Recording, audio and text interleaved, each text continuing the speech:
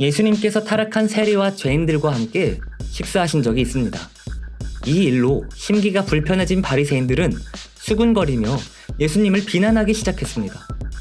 그들은 부정한 죄인과의 접촉을 피하라는 율법을 지키지만 예수님은 그렇지 못하다고 생각했기 때문이었습니다.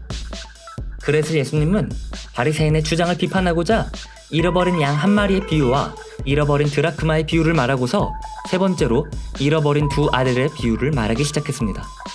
두 아들을 둔 아버지의 작은 아들은 아버지가 세상을 뜨기도 전에 자신이 받을 수 있는 재산을 달라고 아버지에게 요청했으며 아버지는 이를 응해줬습니다.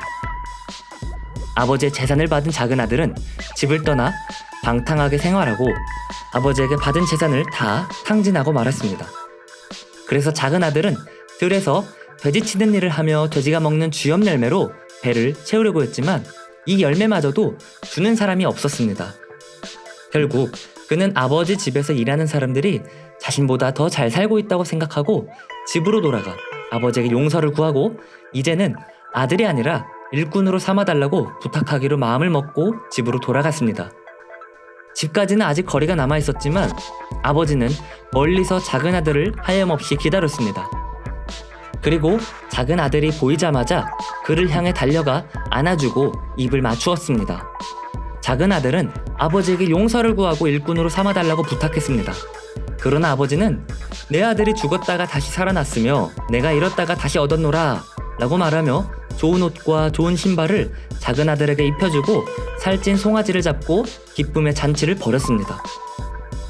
밭에서 일을 마치고 돌아온 큰 아들은 집에 가까이 왔을 때 흥겨운 잔치 소리를 듣고 종에게 무슨 일이 있는지 물었습니다.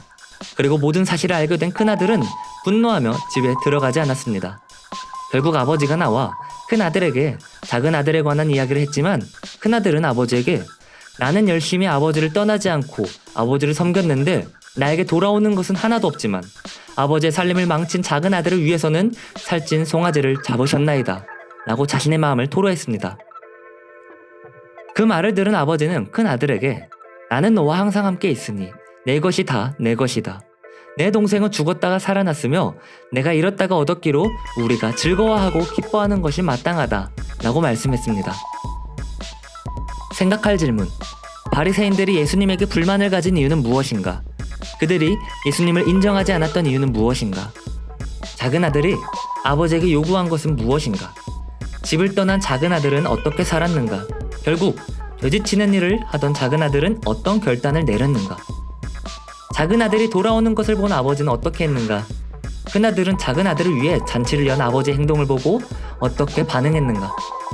두 아들의 비유에서 아버지와 큰 아들과 작은 아들은 각각 누구를 묘사했는가?